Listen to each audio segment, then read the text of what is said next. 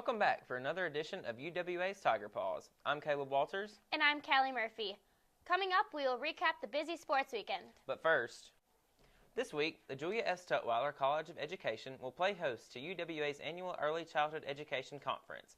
Held on October 4th and 5th in the Bell Conference Center, the conference will include sessions on mathematics and science and how educators can use outdoor classrooms to benefit their students. Award-winning author Steve Rich will also be featured. For registration information, contact Dr. Esther Howard at extension 3428. The Office of International Programs is busy finalizing preparations for its numerous travel opportunities available for students this year. Perry has more on these upcoming trips.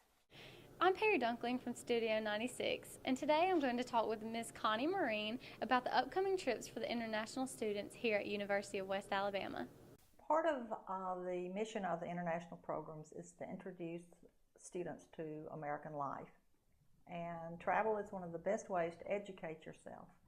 The future trips for the international programs this year at Christmas break are to Key West and to New York.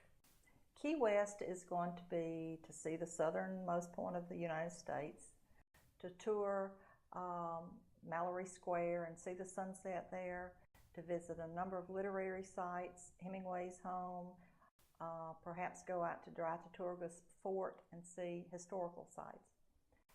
In New York, we can go to Broadway plays. We will have a city pass where we can see the 6 major tourist attractions. And then I always compile a list of wonderful eateries and so forth.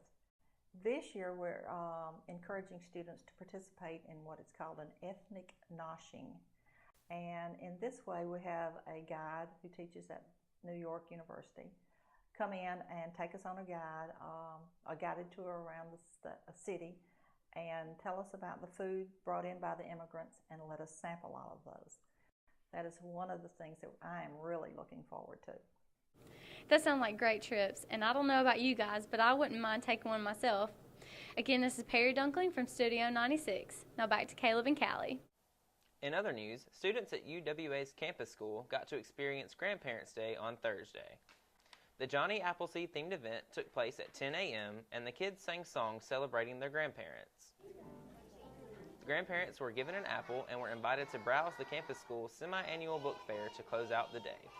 Additionally, the children competed in a week-long competition to raise money for their classrooms.